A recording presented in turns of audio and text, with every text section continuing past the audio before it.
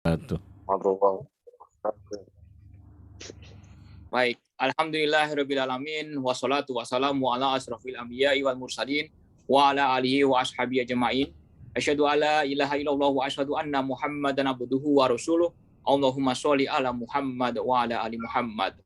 Bapak-bapak, ibu-ibu yang hadir pada malam hari ini, pada hari libur ini, pada akhir pekan ini, selamat datang, ahlan wa sahlan. Mari kita bersama-sama panjatkan puji syukur kita ke hadirat Allah Subhanahu wa taala atas segala rahmatnya, ampunannya, nikmatnya, sehingga kita masih diberikan kesempatan untuk bisa berkumpul, menggerakkan jempol kita, menggerakkan jari kita untuk mengklik link tautan yang menghubungkan kita pada kajian pada malam hari ini.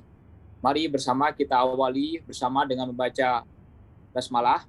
Bismillahirrahmanirrahim. Bismillahirrahmanirrahim. Semoga kajian kita malam hari ini menjadi taman-taman surga yang akan selalu digaungkan dan diingatkan sebagai kenang-kenangan kita untuk menghadap di hari akhir nanti. Baik, selanjutnya salawat dan salam mari kita selalu panjatkan kepada junjungan Nabi besar Muhammad SAW yang telah membawa kita dari zaman kegelapan, zaman penuh kejahilian menuju kepada zaman ma'rifatullah, menuju kepada zaman yang telah sempurna dengan hadirnya Islam bersama kita. Bapak-bapak, ibu sekalian, di tengah-tengah gempitanya malam hari ini kita sedang ada semifinal sepak bola.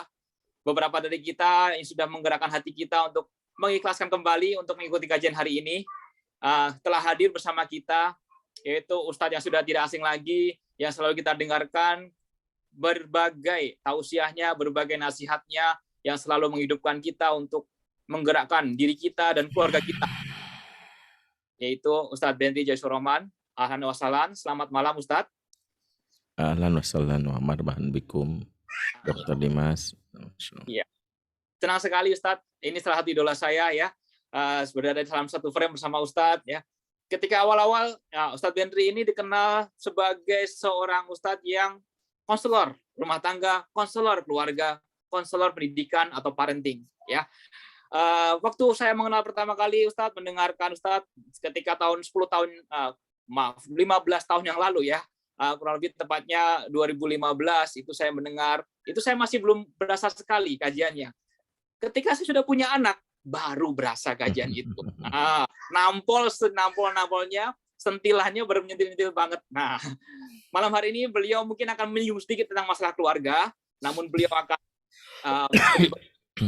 membuat momentum ini menjadikan diri kita untuk makin memaknai bahwa kita bisa bersama-sama di akhir tahun ini, akhir tahun Masehi ya, untuk menjadikan awal yang baik untuk kehidupan kita dan keluarga kita. Telah hadir juga mungkin teman-teman semuanya di sini, Bapak Ibu sekalian, teman-teman ciliknya tolong diajak juga ya, karena selalu Ustadz Bianti selalu menjelaskan bahwa teman cilik harus diajak ya, karena kita juga di rumah sakit anak bunda, maka kita harus selalu menghidupkan itu bersama keluarga kita. Baik, tanpa berpanjang kalam, saya ingin menyerahkan kepada Ustadz. Sebelumnya kita akan ada dulu membaca surat Syarah Tilawah ya, Syarah Tilawah yang akan dibacakan oleh Saudara Asep Syabul Bahri, nanti akan membacakan surat Al-Hasyr ayat 18-20. Pada Saudara Asep Syabul Bahri, dipersilakan.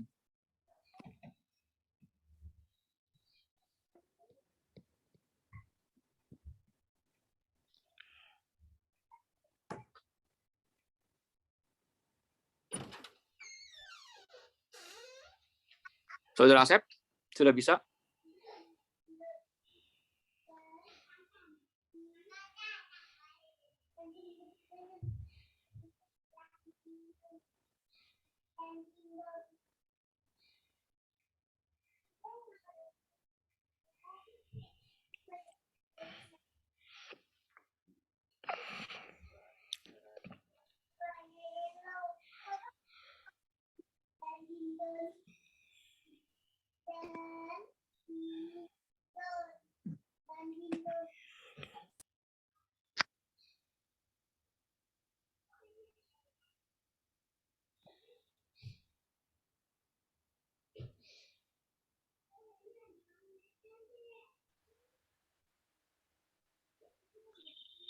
Baik, Saudara Asep.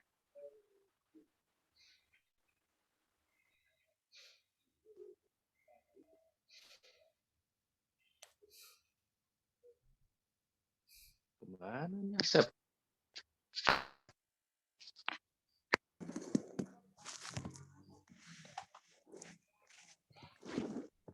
Assalamualaikum warahmatullahi wabarakatuh. Waalaikumsalam warahmatullahi wabarakatuh. Wabarakatuh. A'udzu billahi minasy syaithanir rajim.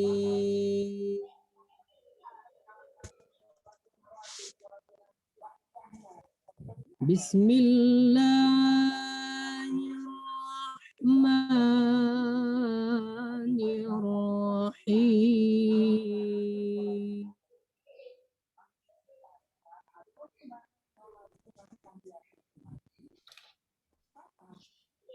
Ya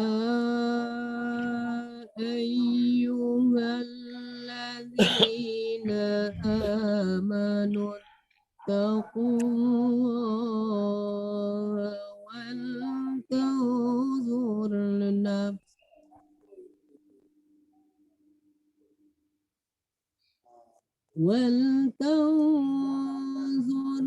nafsum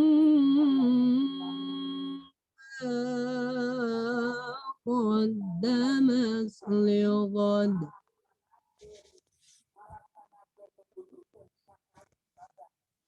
Wattaqullah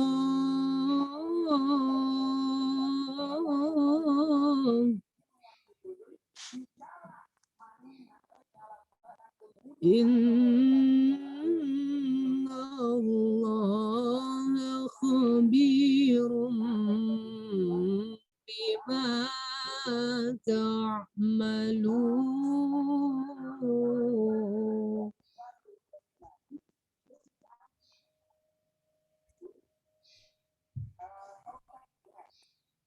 ولا تكونوا كالذين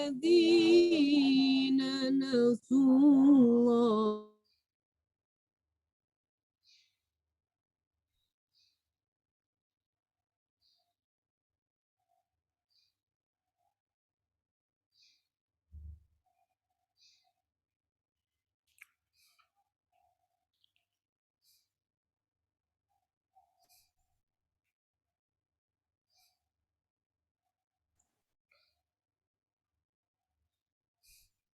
Sepertinya gangguan sinyal, Dokter Dimas. Oh, baik. Coba kita hubungkan lagi kembali ya ke Saudara Asep ya. Mohon maaf, ini sinyalnya sini kurang bagus. Silakan lanjutkan Saudara Asep, Mas Asep silakan lanjutkan. Tidak usah aktif video, tidak masalah. Yang penting bisa suara dulu. Silakan. Baik, Pak. Bismillahirrahmanirrahim.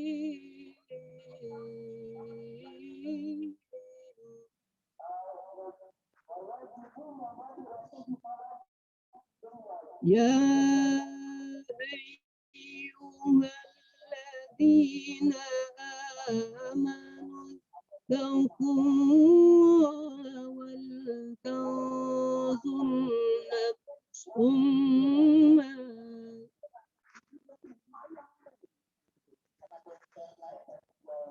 wal tanzur nafsum ma qaddamat lighad. Wattaqullah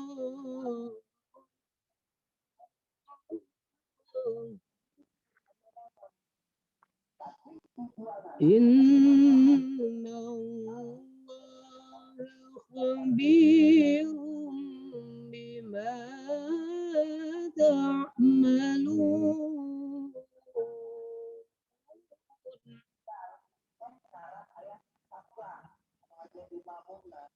ولا تكونوا كالذين نسوا الله فأنساهم أنفسهم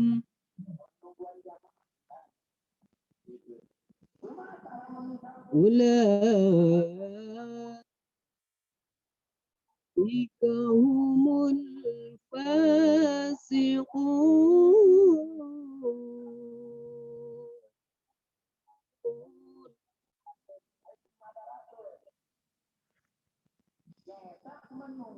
لا يستوي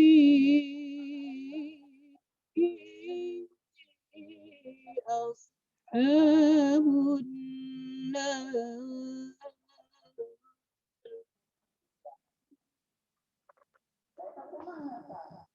أصحاب النار وأصحاب الجنة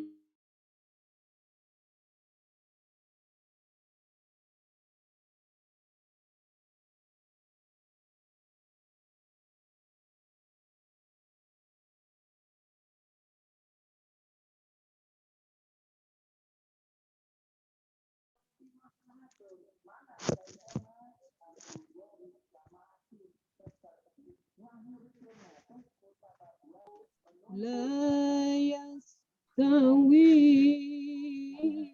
أصحاب النار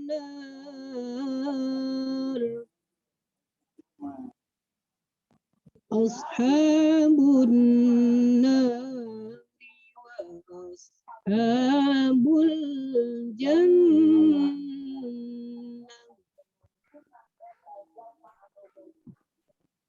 أصحاب الجنة هم الفائزون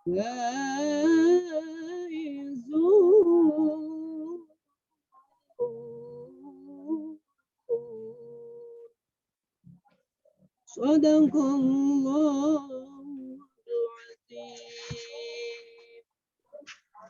Aku berlindung kepada Allah dari godaan setan yang terkutuk. Dengan nama Allah yang Maha Pengasih lagi Maha Penyayang. Wahai orang-orang yang beriman, bertakwalah kepada Allah dan hendaklah setiap orang perhatikan apa yang telah diperbuatnya untuk hari esok. Dan bertakwalah kepada Allah, sungguh Allah Maha teliti terhadap apa yang kamu kerjakan. Dan janganlah kamu seperti orang-orang yang lupa kepada Allah, sehingga Allah menjadikan mereka lupa akan diri sendiri. Mereka itulah orang-orang fasik. Tidak sama para penghuni neraka dengan para penghuni surga. Para penghuni surga itulah orang-orang yang memperoleh kemenangan. Maha benar Allah dengan segala firman-Nya. Wassalamualaikum warahmatullahi wabarakatuh. Waalaikumsalam warahmatullahi wabarakatuh. Terima kasih Mas Asep Saiful Bahri ya yang telah menyampaikan tilawah surat Al-Hasyr ayat 18 sampai 20. Sebagai informasi surat Al-Hasyr ini surat Al-Madaniyah ya. Ada 24 ayat dan ini surat ke-59 ya. Tadi dibacakan oleh Mas Asep Saiful Bahri. Baik, selanjutnya kita akan menuju ke acara berikutnya yaitu yang kita tunggu-tunggu langsung kepada tausiah yang akan disampaikan oleh Ustadz Bendri Jaisur Rahman ya. Sebagai informasi, beliau adalah Ustadz yang benar-benar mendalami tentang perihal masalah parenting ya, masalah keluarga dengan kekhususan yang beliau miliki ini semoga menjadikan kita mendapatkan tilikan-tilikan baru, mendapatkan semangat baru dalam mengawali tahun-tahun yang akan datang. Pada Ustadz Bendri Jaisur Rahman, waktu dan tempat dipersilahkan. Insyaallah, jazakallah khair Dr. Dimas. Ustadz Asep tadi sudah menyampaikan ya, tilawah yang menyentuh sekali. Bismillahirrahmanirrahim. Assalamualaikum warahmatullahi wabarakatuh. Waalaikumsalam warahmatullahi. Innal hamdalillah nahmaduhu wa nasta'inuhu wa nastaghfiruh wa na'udzubillahi min syururi anfusina wa sayyiati a'malina. Man yahdihillahu fala mudhillalah wa may yudlil fala hadiyalah. Asyhadu an la ilaha illallah wahdahu la syarikalah wa asyhadu anna Muhammadan abduhu wa rasuluhu alladzi la nabiyya ba'dah wa la haula wa la quwata illa billahi wa ba'd. Ikhwatal iman, a'azakumullah jami'an Yang saya muliakan, yang saya hormati, terutama buat seluruh jajaran direksi dari Rumah Sakit RSAB Harapan Kita, buat para nakes, karyawan ya, dari RSAB Harapan Kita, pengurus rohis juga RSAB Harapan Kita yang membuat program ini, dan tak lupa juga buat para tamu undangan yang di kesempatan malam ini hadir mengikuti program muhasabah akhir tahun yang diadakan oleh Rohis RSAB Harapan Kita.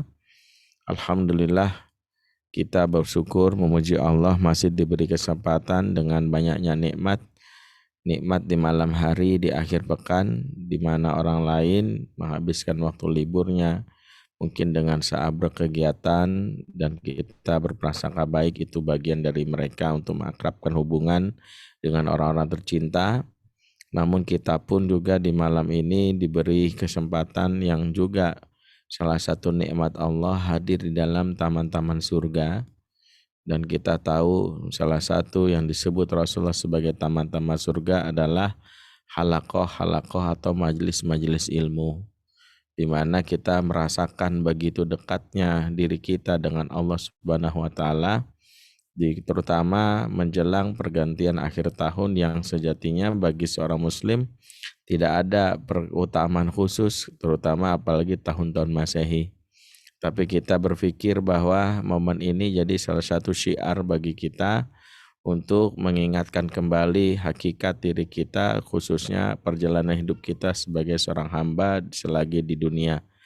Karena itulah hari ini diberi kesempatan kita untuk melakukan kajian di akhir pekan ya, di malam hari. Walaupun mungkin kalau secara waktu ini mungkin waktu yang berat ya, ini waktu bagian halusinasi kata orang.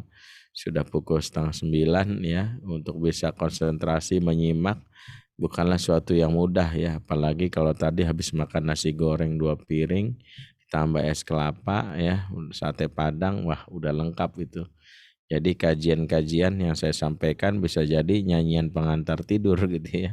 Jadi mohon maaf gitu ya kalau nanti ya tiba-tiba di unmute ada bunyi suara dengkuran, ya itulah maklum mungkin karena mungkin begitu nyamannya kita saat di rumah mendengar kajian lewat handphone kita.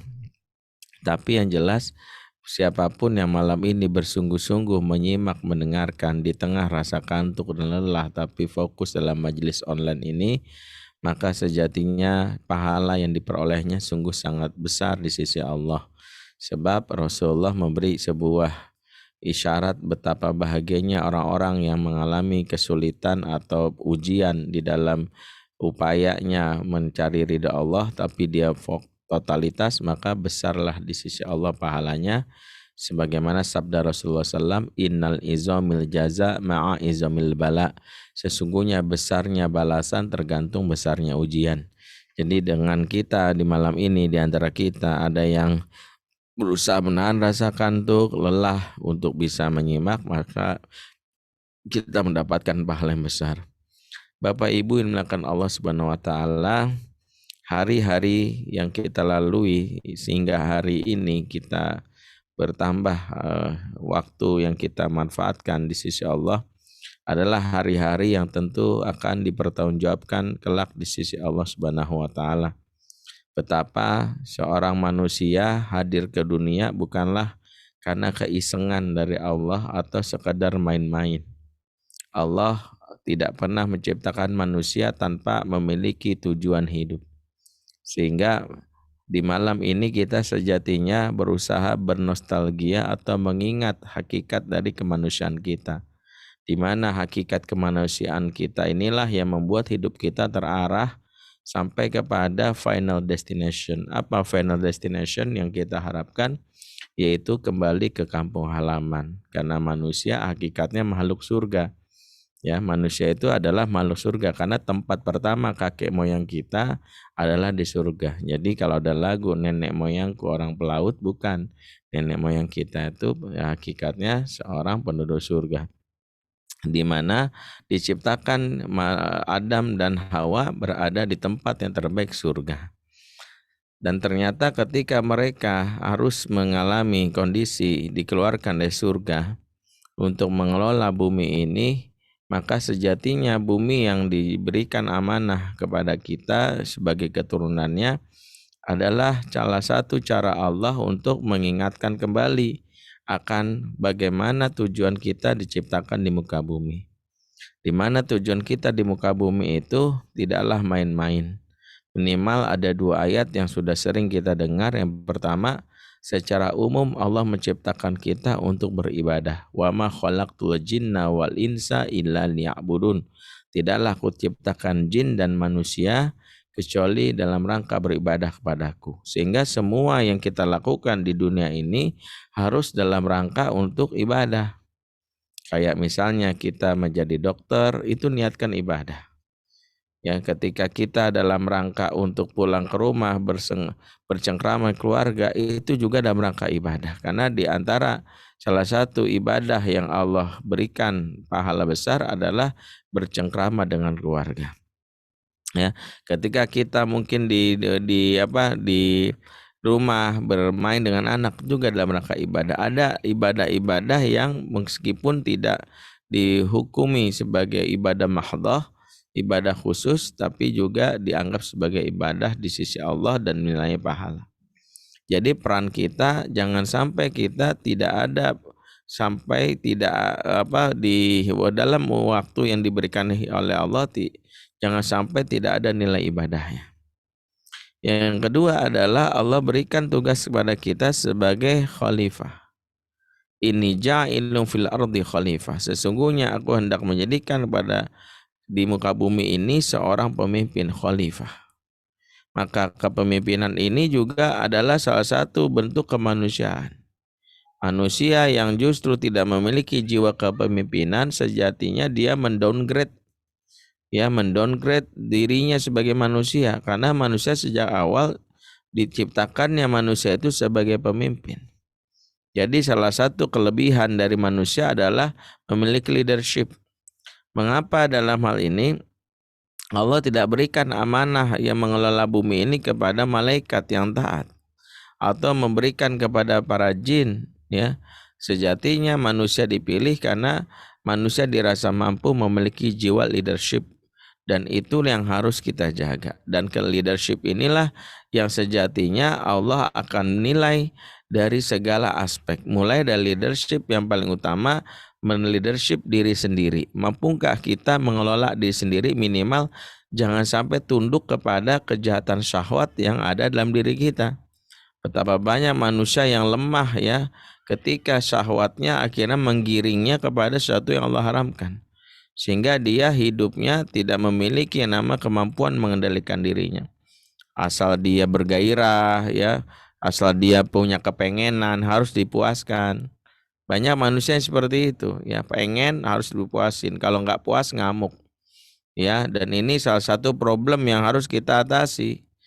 Kalau kita punya anak, di mana anak kita dari kecil, kenapa ada hikmah anak-anak itu disapih misalnya? Masya Allah, ternyata ada pendidikan kepada anak-anak tersebut. Menyapih yang ditetapkan Allah sebagai hukum yang wajib kita ikuti adalah cara untuk melatih anak kita dari usia dini, bahwa dia harus mengontrol dirinya. Di antaranya adalah menyapih keinginannya. Sebab air susu yang sejatinya dia hisap pada saat berusia 2 tahun ke atas bukan lagi kebutuhan, bukan lagi needs, tetapi dia adalah wants. Ya, bedakan antara needs and wants. Ya, ketika manusia dalam hidupnya dia hanya memuaskan wants-nya, maka dia pastinya ya dia tidak bisa punya kontrol diri. Ya, dia tidak bisa mengendalikan dirinya. Maka kepemimpinan yang paling sederhana adalah bisakah manusia dalam hal ini mengontrol dirinya agar dia minimal tidak sampai menjadi manusia yang buas ya, yang rakus. Dalam hal ini semua yang dia maui harus dipuaskan.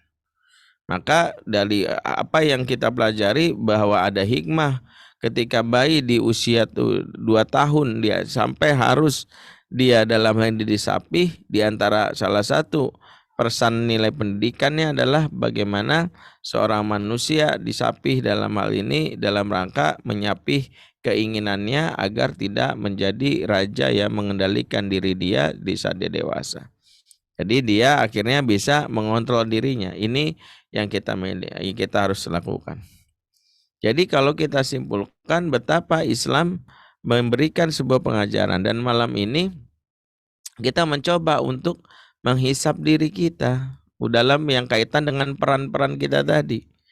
Dan peran yang menghisap dirinya adalah salah satu petunjuk agar jangan sampai kita ketika sampai pada akhir hidup kita di akhirat, kita jadi orang-orang yang terperangah karena betapa banyak yang di dunia berbangga-bangga dengan apa yang dilakukannya, di akhirat justru akhirnya zong ya. Bahkan banyak manusia-manusia yang tertipu terhadap dirinya sendiri yang disebut gurur.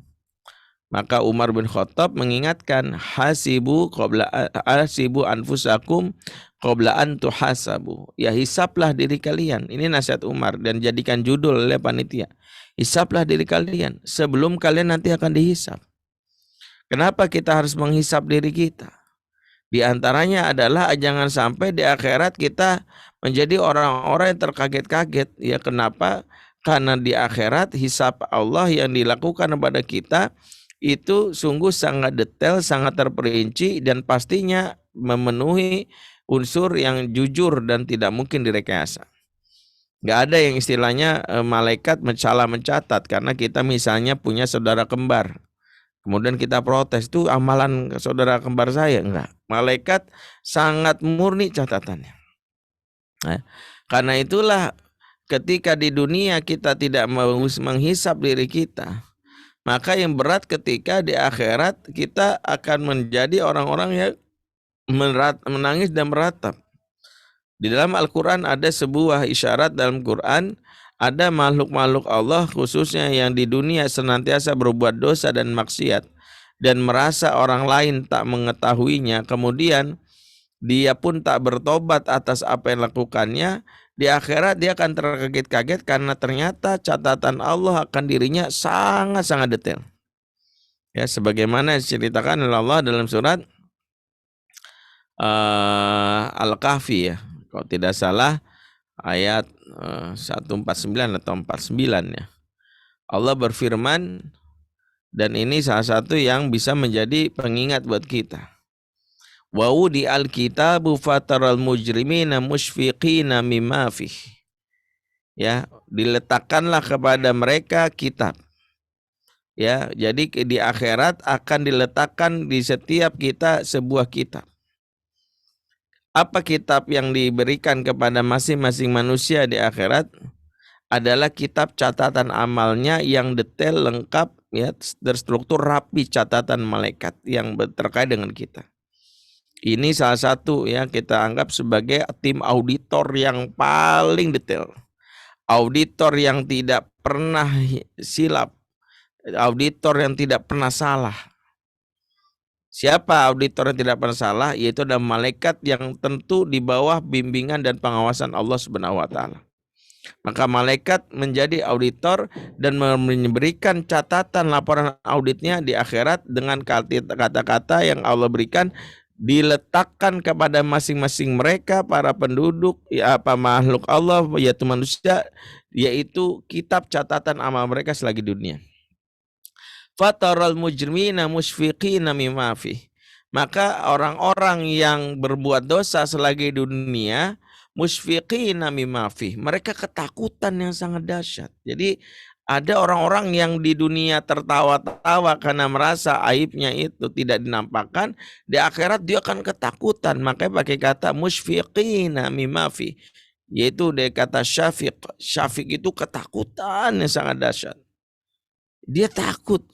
Seraya dia bertanya, ya wailatana ma li hadzal kitab. Ya wailatana ma li hadzal kitab.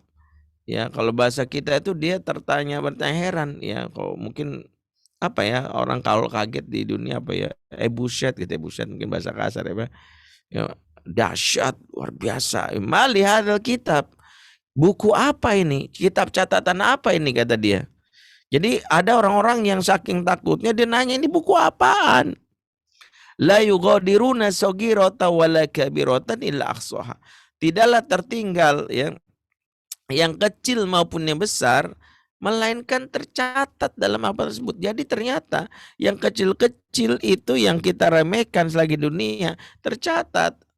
Mohon maaf nih ya, yang mendapatkan tugas dari kantor kemudian ada sisa uang walaupun cuma 2.000 3.000 nggak dilaporin, nanti akan dihisap.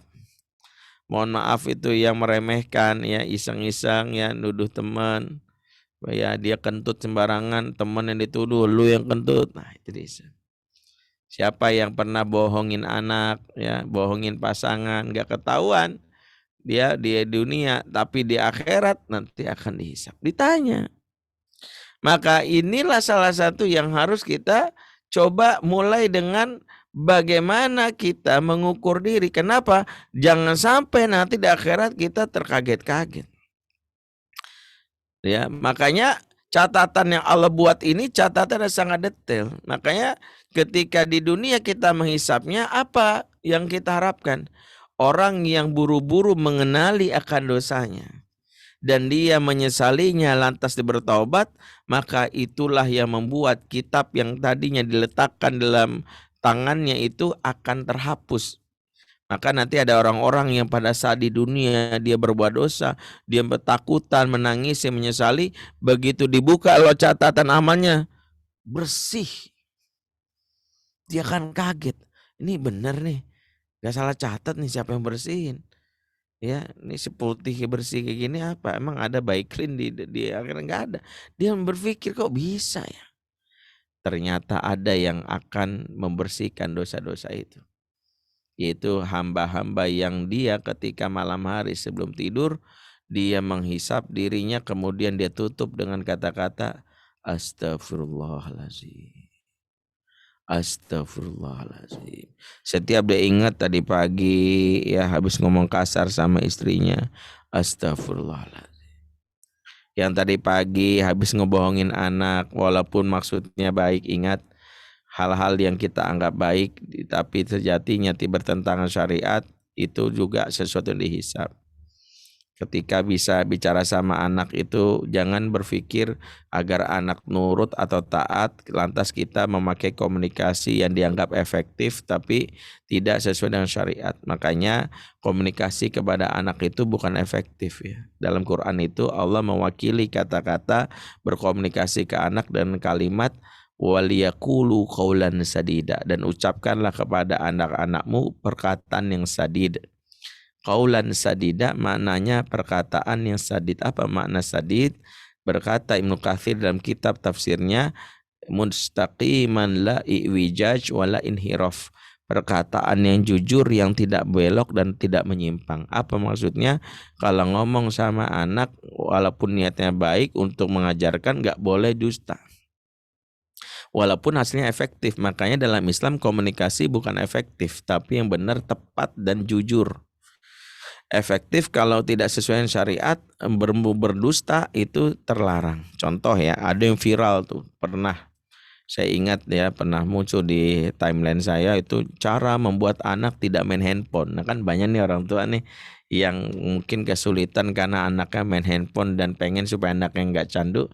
Di antara yang tips yang dibagikan oleh ibu yang viral ini adalah ketika anaknya tidur, kemudian mata si anak digambarin pakai, maaf ya, spidol warna hitam, seolah-olah jadi kayak mata panda gitu ya, mata orang kayak begadang gitu ya, karena rusak.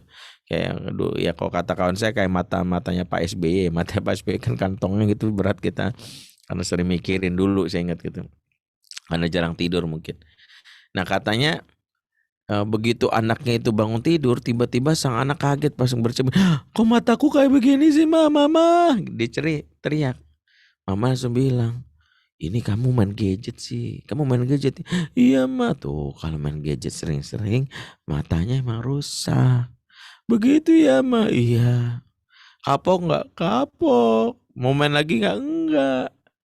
Anaknya katanya berhenti gadget. Efektif nggak? Efektif. Tapi ini akan dihisap oleh Allah.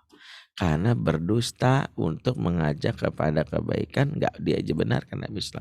Apalagi pas anaknya udah gede tahu Sampai akhirnya hilanglah rasa percaya. Pas udah gede baru sadar, mak gue tukang bohong. Nyata dulu gue dibohongin. Dan kita sering banyak melakukan kebohongan-kebohongan tanpa sadar. Bahkan dalam lagu-lagu yang kita lakukan ada kedustaan. Sering kalau mau nidurin anak kan ada lagu tuh. Nina Bobo, oh Nina Bobo. Kalau tidak bobo digigit nyamuk. Ini lagu bohong. Kenapa? Buktinya orang lagi bobo digigit juga. Emang nyamuk bisa bedain gitu ya. Kalau lagi udah bobo jangan digigit. Kata lagunya yang kalau nggak bobo baru kita gigit. Kan nggak gitu ya. Makanya anak saya tuh yang bukan cerdas, anak saya juga pernah mikir, Bi kata lagunya kalau nggak bobo digigit, aku udah bobo digigit juga gitu ya. Memang begitu, memang nyamuk itu nggak boleh menggigit berdasarkan bobo nggak bobo. Dia mau gigit aja. Kecuali lagunya diganti, kalau nggak pakai baygon digigit nyamuk tuh boleh tuh sambil endorse produk gitu ya. Kalau nggak pakai autan digigit nyamuk lah iya. Makanya kadang ada lagu yang maksudnya membuat anak, ditambah lagunya ada ancaman lagi. Ya sering kita memakai kata-kata ancaman yang kadang-kadang juga bohong. Kalau nggak makan tadi tangkap polisi loh. Saya nggak tahu kok polisi ada job desk-nya. Emang ada Densus 88 menangkap anak yang nggak makan. Tuh anak itu anggota FPI atau anggota ISIS gitu ya sampai ditangkap gitu ya. Jadi kita harus juga mikir juga gitu ya. Ya, kenapa sampai segitu-gitunya sampai anak bawa orang tua bawa polisi untuk menakut-nakuti anak.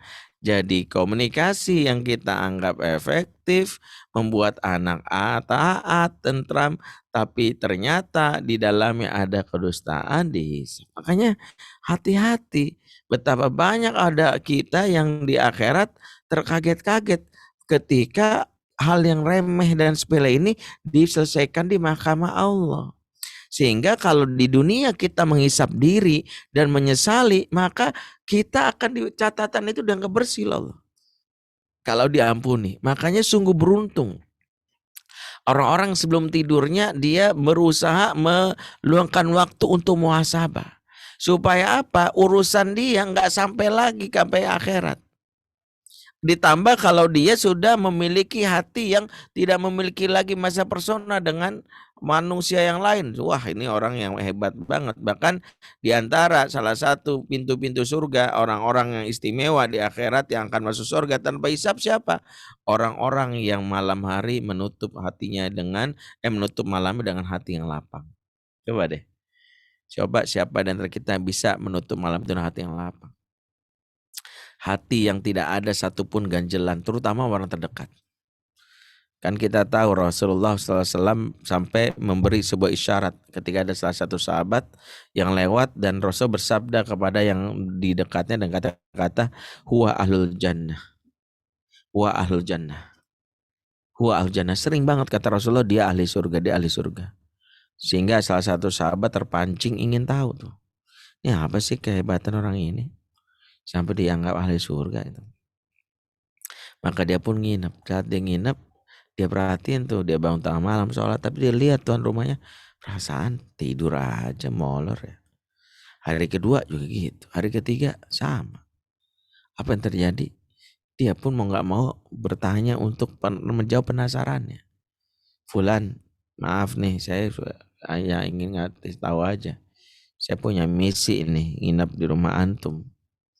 Selama sebenarnya saya pengen tahu apa kekhasan amalan antum, karena Rasulullah memberitahu engkau tuh satu di antara penghuni surga. Apa? Saya pengen niru gitu. Nilai hebatnya sahabat-sahabat itu sangat tertarik dengan hal-hal yang berkaitan dengan akhirat. Makanya kalau ada berkaitan akhirat dia cari itu ya. Ya bukan gini orang kok bisa kaya gimana, bukan kaya yang dicari. Ini orang kok bisa followernya banyak di IG-nya, gimana caranya meningkatkan engagement? Ya enggak. Kalau sekarang kan dicari itu bagaimana supaya viral gitu, followersnya atau viral videonya. Para sahabat nggak tertarik dengan gitu. Para sahabat tertarik kalau berkaitan dengan urusan akhirat. Makanya ketika dikasih tahu ini di ahli surga, langsung tuh sahabat nih bilang, saya pengen tahu apa gitu ya. Keponya dia itu dimaksudkan adalah untuk membuat dirinya termotivasi seperti orang ini. Dan orang ini pun menjawab, saya juga nggak tahu. Saya nggak punya amalan khusus ya. Kalau ditanya sholat saya mungkin nggak seperti kamu lah gitu. Dia juga mikir.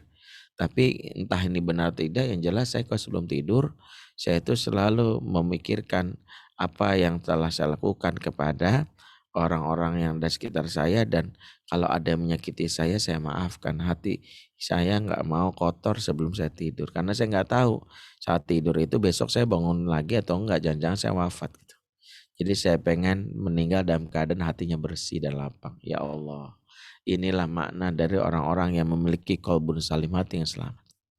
Dan hati itu adalah pusat atau raja dari seluruh bagian tubuh manusia, dan ketika hatinya sehat, bersih, maka itulah amal yang utama. Makanya amalan hati itu tidak dianggap remeh. Maka gara-gara itulah orang ini masuk surga. Jadi salah satu yang kita juga lakukan di malam hari, membawa ya tidur itu dengan damai, setidaknya adalah jangan sampai satu, membiarkan Allah mencatat terus-terusan argo dosa kita meningkat terus-terusan. Karena satu, enggak beristighfar. Ya, Ibnu Qayyim mengatakan orang yang berdosa akan bertambah dosanya ketika dia tidak berusaha beristighfar terhadap dosanya. Jadi dosa itu ada dua kata dia. Dosa karena dosanya, dosa karena terlambat mengisafinya. Itu dosa. Telat untuk menghisap dosa kita itu bisa jadi dosa karena menganggap remeh. Gak apa-apalah. Maka sungguh beruntung orang-orang yang sebelum tidur itu, dia mikirin hari ini apa yang gue lakuin ya. Ya Allah, tadi ngomong gak enak nih sama temen. Ya, mulai dari yang terdekat. Minimal kalau kita sebagai seorang suami, hisap yang paling dekat itu adalah bisa nggak kita bertanya minimal, apakah istri saya bahagia sama saya? Kalau suami itu. Karena lelaki terbaik dalam Islam itu kan bukan yang diukur punya banyak harta dan piala. Sungguh di akhirat itu hisap yang kita akan melewati diantaranya hisap sebagai peran dalam keluarga. Syekh Abdullah Nasir Uwan mengatakan, ya, ada orang-orang yang di dunianya ibadahnya kenceng, betapa banyak ibadah, sholatnya mungkin dianggap pol-polan, sholat puasanya juga jago, tilawah Quran jago, tetapi di akhirat dia akan mengalami hal yang paling menyesakkan dalam dadanya, apa? Digugat oleh keluarganya sendiri. Kalau dia seorang ayah digugat sama anak, dan itu menyesakkan banget. Di akhirat digugat sama anak karena bukan anaknya, ini anak yang jahat. Salah satu ciri manusia di hari kiamat adalah egois, dan itu biasa saja. Di antara indikasi manusia di akhirat itu egois adalah disebutkan dalam surat Abasa. Yauma yafirul mar'u min akhihi wa ummihi wa abihi wa sahibatihi wa bani. Allah beri syarat itu. Hari di mana seorang kabur dari saudaranya, lari dari bapak ibunya, lari dari istri dan anaknya. Kenapa mereka lari? Karena udah mikirin diri sendiri. Gimana cerai gue masuk surga nih? Aduh, hisapnya berat nih gitu. Maka ketika dia bisa mengambil amalan orang lain, maka dia akan ambil cara itu. Hati-hati yang suka memfitnah. Maka jangan sampai yang difitnahnya mengadu pada Allah, maka dosa-dosa kita ya yang diserahkan kepada memfitnah. Kemudian amalan si memfitnah kalaupun ada diambil kepada yang difitnah. Itulah kenapa mahkamah Allah itu sangat adil. Dan ada yang paling menyesakkan ketika dihisapnya, digugatnya sama, maaf kalau seorang ayah sama anaknya. Duhai Allah, aku tidak ragukan ayahku, sholatnya kenceng banget, di masjid gak pernah terlambat, tilawah Qurannya juga rajin saya dengar tiap malam, puasanya juga Senin Kamis, sedekahnya juga rutin, tapi selagi di rumah gak pernah ya Allah aku diberi kesempatan untuk bicara, gak beri kesempatan ngobrol, kehadiranku gak dianggap penting antara ada dan tiada. Duhai Allah, dengan atas nama keadilanmu kumohon ya Allah, Engkau bersikap adil untuk memberikan pahala ayahku kepadaku dan menjadikan dosaku diambil kepadanya. Nyesek gak? Nyesek. Nyesek banget. Demikian juga seorang suami juga digugat sama istrinya. Istri juga akan digugat suaminya. Makanya di dunia itu sebelum kita dalam hal ini ya, mencari prestasi-prestasi yang besar, mulailah dari yang sederhana. Jadilah sosok yang terbaik di dalam lingkungan keluarga sendiri. Manusia terbaik itu definisi Allah nggak usah jauh-jauh. Allah tidak menganggap manusia terbaik itu dengan harta yang banyak, piala yang berjibun, medali yang dikumpulin di belakang sampai menumpuk di dalam ruang keluarganya. Enggak. Kalau itu yang terjadi, maaf kata ya, mungkin di institusi kita sudah banyak orang tersisih ya. Maaf kata nih, kalau ukuran bahwa kemuliaan manusia itu berdasarkan harta, maka yang level karyawan bawah, hanya office boy, hanya satpam security langsung nunduk. Gua lelaki gagal karena ukurannya harta. Kalau ukurannya karena kecerdasan, maka yang sudah menjadi gelar doktor bahkan, maka dia merasa bangga bahwa saya sudah sukses. Yang selama ini ya belum pendidikan, bahkan SMA aja nggak lulus, sudah merasa gagal. Ternyata bukan itu ukuran yang akan kita lihat seberapa suksesnya kita sebagai seorang laki-laki, sebagai seorang manusia. Rasulullah katakan khairukum li ahlihi wa ana khairukum li ahli. Sebaik-baik kamu yang paling baik sama keluargamu. Berarti manusia terbaik, lelaki terbaik yang paling baik sama keluarganya. Kata Rasulullah, wa ana khairukum li ahli. Dan saya kata Rasul, contoh, saya ini paling baik sama keluarga saya. Rasul sendiri mengajarkan betapa dirinya dinilai dari keluarganya. Betapa Rasul mengatakan saya paling baik di antara kalian. Buktinya keluarga saya itu terperbaiki. Berarti kalau kita pengen tahu lelaki terbaik, ukurannya apa? Keluarga. Gak usah jauh-jauh. Kalau sekarang institusi menerima karyawan baru sambil mencari dengan kata-kata rekrutmen karyawan baru dan satu wawancara, selalu dibutuhkan surat keterangan kelakuan baik. Betapa banyak surat keterangan kelakuan baik yang ditulis berdasarkan dari catatan kepolisian, namanya SKCK, surat keterangan catatan kepolisian, betul kan? Padahal ketika polisi menuliskan SKCK, surat keterangan catatan kepolisian, belum tentu valid. Karena ketika polisi menuliskan orang ini baik dengan surat keterangan kelakuan baik dari polisi hanya berdasarkan catatan orang ini nggak pernah bertindak kriminal. Orang ini nggak pernah dalam hal ini ikut jaringan teroris. Tapi polisi nggak tahu kalau dia pelit sama istrinya. Polisi emang tahu. Polisi mengatakan orang ini baik di sisi Allah,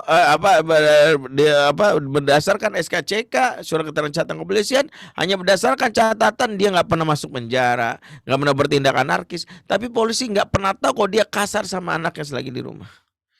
Makanya maaf kata ya, saya kalau jadi HRD ya, ini mungkin masukan buat HRD di RSAB harapan kita gitu. Ya nggak lagi pakai mana surat keterangan kelakuan baik dari polisi, ya boleh lah itu sebagai bagian antisipasi. Tapi kalau mau lebih lengkap detailnya, mungkin mulai berpikir kreatif. Kalau dia karyawan baru laki-laki, kita minta sudah nikah, sudah bikin surat keterangan kelakuan baik dong. Nih Pak, dari polisi namanya SKCK. Oh enggak, saya enggak butuh SKCK, saya butuhnya SKCI, surat keterangan catatan istri. Istrinya nulis nama Maimunah, umur 25 tahun, pekerjaan ibu rumah tangga, dan ini bersaksi. 1, suami saya nggak pernah pelit sama saya. 2, kalau marah nggak pernah bentak-bentak, apalagi ngancem-ngancem poligami. 3, dia selalu terlibat dalam urusan pengasuhan di rumah. 4, ya dia ya nggak pernah menghina saya saat berada di luar. 5, 6, 7, ya sampai dia nggak pernah telat transfer gajinya di awal bulan. Ketika selama ini istri membuat catatan kemudian nulis tanda tangan, sah, itu orang baik. Itu orang baik. Makanya kebaikan yang bisa kita lihat, jangan sampai orang lain yang mengakui kita baik, tapi anak dan istri mengakui kita orang jahat. La takunu aswa'u rijal, kata Syekh Ibrahim Al-Alukah, ulama asal Kuwait. Apa kata beliau? La takunu aswa'u rijal, jangan kamu jadi orang yang paling buruk. Apa itu orang paling buruk? Kata beliau, dipuji karena kehebatannya di mata masyarakat, tapi buruk di mata anak dan istrinya sendiri. Ini laki paling buruk. Jadi kita harus menghisap dengan hal yang sederhana gitu loh. Kalau bagi seorang suami hisapnya, sudahkah istri saya bahagia? Istri saya seneng gak sama saya? Karena kalau istri bahagia, kita menjadi lelaki terbaik. Dan itu akan mempengaruhi juga bagaimana nanti anak-anak kita. Dalam ceramah yang disampaikan oleh Syekh Hasan Fulaiful, ulama asal Yaman, diceritakan betapa dulu Umar bin Khattab pada saat hendak memilih calon gubernur yang akan ditugaskan suatu daerah di daerah Irak, ya, negeri Basrah. Saat Umar hendak ingin menseleksi beberapa cagup yang dia sudah pilih, maka Umar melakukan fit and proper test. Di antara yang dia rasa oke, dia panggil orangnya. Dan ada satu cagup yang Umar begitu kagum karena kecerdasannya, kemampuan komunikasinya, kemampuan manajemennya. Dan Umar berpikir ini layak jadi gubernur yang akan saya tugaskan di suatu negeri. Maka Umar pun izin ke belakang. Saat Umar ke belakang, ternyata Umar disambut oleh anaknya yang masih kecil dan istri yang ketiga yang masih kecil. Anaknya dari istri yang ketiga yang masih kecil. Maka anaknya mengatakan, Abi main. Maka saat itu ya Umar pun meladeni permintaan anaknya. Dia gendong si anak di bahunya, lantas diajak lompat-lompat persis kayak guru TK. Dan itu dilihat oleh cagup dari kejauhan. Lantas cagup ini gak nyangka. Sampai akhirnya selesai anaknya puas bermain, Umar mendatangi cagup tadi. Bertanya cagup tadi, Ala'ibta Amirul Mukminin. Engkau baru saja bermain sama anakmu, wahai Amirul Mukminin. Maka dijawab, nah kata Umar, emangnya kamu gak pernah main sama anak sendiri? Ditanya balik. Maka cagup ini menjawab dengan diplomatis, wahai Amirul Mukminin, saya gak sempat main sama anak saya karena saya sibuk ngurus urusan umat. Lihat jawabannya, terdengar sangat filosofis kan. Mendengar jawaban ini, Umar bukannya suka. Umar malah marah. SK yang tadi mau berikan disobek-sobek sama Umar. Apa kata Umar? Jangan kamu katakan kamu peduli sama rakyatmu kalau orang yang terdekat denganmu saja tak pernah merasakannya. Wa atidal qurba haqqahu, berikanlah hak khususnya kepada orang terdekat. Jadi memang di antara hisab yang sejatinya berat itu adalah ada hak manusia yang kita sepelekan. Hak Allah ketika kita lalaikan cukup dengan istighfar. Cukup dengan bertobat, sholat tobat sebagian ulama misalnya mencontohkan. Tapi kalau hak manusia ini yang tobatnya paling susah. Tidak cukup dengan istighfar tapi mengembalikan haknya. Masalahnya adalah banyak di antara kita meremehkan hak orang-orang sekitar. Di antara yang kita remehkan adalah hak keluarga kita. Betapa banyak suami yang lupa tanggung jawabnya bahwa ketika dia bekerja itu bukan tugas utama, maaf kata ya. Tugas utama seorang lelaki di dalam kehidupannya adalah apa? Yang Allah sebutkan di surah At-Tahrim 6. Ya ayyuhalladzina amanu qu anfusakum wa ahlikum nar. Hai orang-orang beriman, jaga dirimu dan keluargamu dari api neraka. Ini tugas pokok SOP dari Allah kepada setiap laki-laki. Jaga dirimu dan keluargamu dari api neraka. Ya, Allah tidak katakan hai orang beriman, jaga dirimu dan keluargamu dari kelaparan. Tidak itu. Yang diingatkan pertama adalah jaga di keluarga api neraka. Jangan sampai kesibukan kita dalam rangka mencari harta untuk membuat istri bisa beli pulsa, bisa beli rumah, bisa beli kendaraan mewah, lantas membuat kita lalai dalam urusan menjaga diri keluarga api neraka. Anak-anak kita enggak kita berikan haknya. Inilah yang menjadikan kita boleh dibilang lelaki gagal. Bahkan saking gagalnya kita tidak mampu membuat anak kita kagum sama kita. Bahkan yang lebih menyesalkan kalau ada anak yang benci sama ayahnya atau sama ibunya. Saya bilang apa? Yang paling menyesalkan di dunia itu bagi seorang laki-laki bukan ditolak cintanya sama perempuan. Emang tuh nyesek ya. Ya lebih nyesek daripada kena COVID katanya gitu. Saya sih alhamdulillah waktu kena COVID enggak gitu-gitu amat nyeseknya. Yang nyesek itu ketika dokter mengatakan, maaf ya Pak, Bapak dan Ibu karena kena COVID, Bapak harus dipisah, diisolasi. Ya, berpisah sama istri. Saya bilang, mau dokter, dok, saya kalau dipisah sama istri nyeseknya makin nyesek, saya bilang. Ya, boleh nggak saya barengan sama istri? Ya, kata dokter, ya udahlah, daripada nyeseknya nambah gitu, ya udah dibarengin gitu. Tapi yang saya sampaikan, yang ada yang paling menyesakkan itu bagi seorang ayah ketika dibenci sama anak sendiri. Kenapa paling menyesakkan? Kalau wanita menolak kita, Pak, itu wajar, nggak ada hubungan darah kita sama dia. Ditolak sama seorang wanita itu paling nggak ada masalah. Tapi ditolak cintanya sama anak sendiri. Ada anak yang mengatakan, aku benci papa, aku benci papa. Kenapa nyesek? Ada darah kita di situ, ada daging kita di situ. Bagaimana mungkin darah dan daging kita yang merupakan bagian dari kita membenci diri darah daging kita sendiri? Kok kita dibenci sama orang yang sejatinya di dalamnya ada darah daging kita, ada benih kita, kok bisa? Maka sungguh yang paling menyesakkan itu, ada seorang lelaki ditolak sama perempuan ketika melamarnya, aku gak suka sama kamu, jangan pernah ganggu-ganggu aku, jangan pernah ganggu kehidupanku. Memang menyesakkan, tapi gak ada masalah. Yang menyesakkan di cinta kita, ditolak sama siapa? Sama anak kandung sendiri. Maka di dalam kehidupan kita yang pertama kali berat itu adalah menghisap diri dalam keluarga. Jangan remehkan. Peran-peran dalam kita dalam keluarga ada peran-peran yang mulia. Bahkan peran ini dalam Quran disimbolkan dengan sosok seorang nabi yang kalau kita pelajari kisahnya dalam Quran, seolah nabi ini gak punya kerjaan kecuali mengurus keluarga doang. Bahkan kalau kita baca sirah dalam Quran, ini nabi kayaknya gak punya umat. Karena nggak ada ceritanya dia sama umatnya. Padahal kita tahu Quran sudah memberi syarat setiap nabi punya umat. Faba'atsna likulli ummati rasula. Dan kami utus kepada masing-masing umat, yaitu setiap rasul. Bahwa setiap rasul diutus kepada masing-masing umat. Itu adalah sebuah hal yang sudah kita pahami. Tapi dalam Quran ada nabi yang dikesankan nggak punya umat, cuma ngurus aja keluarga. Siapa nabi yang dimaksud? Nabi Yakub alaihissalam. Nabi yang kalau kita baca kisahnya dalam Quran seputar dia ngomong sama Yusuf, ngomong sama saudara Yusuf, nggak ada yang lain. Ini kayaknya Nabi nggak ada kerjaannya apa ya? Cuma ngurusin anaknya doang, bukan. Allah membuat isyarat dengan simbol Nabi Yakub.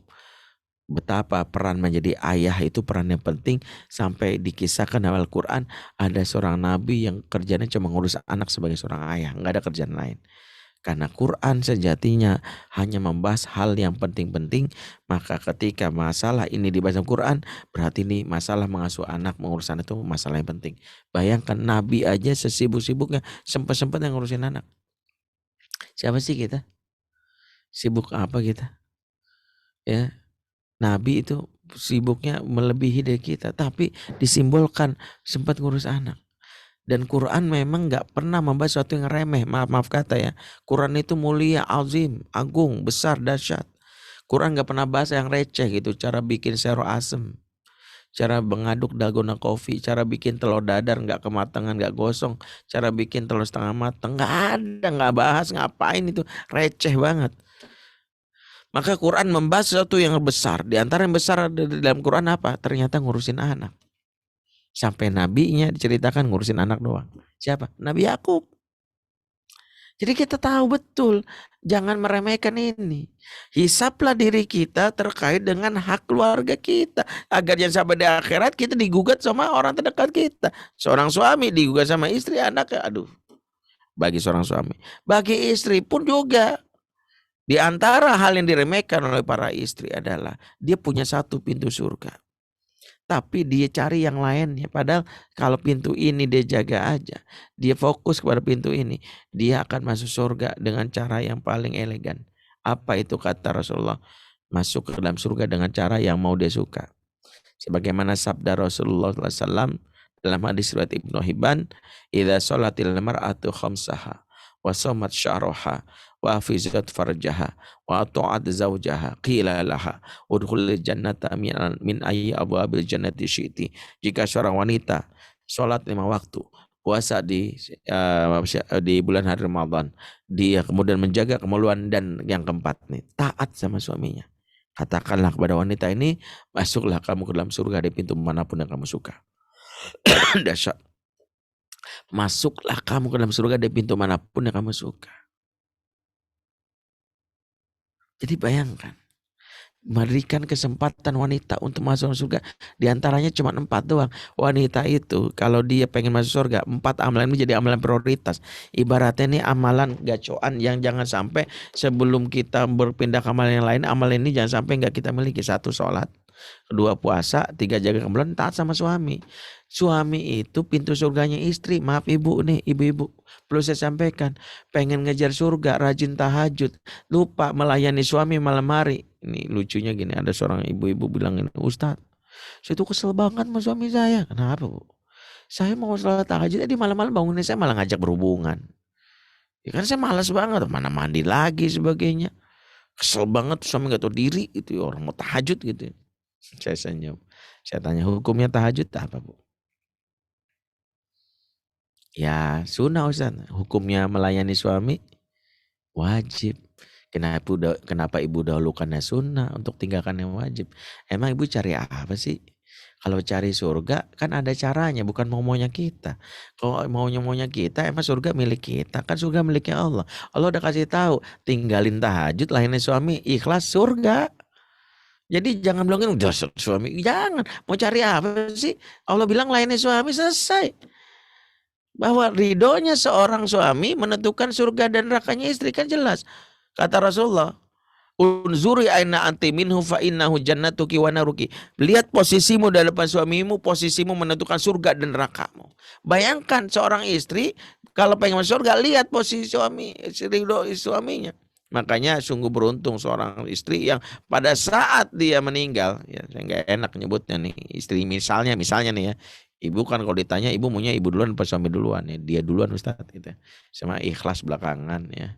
Gak apa-apalah jadi janda ya. Gitu misalnya.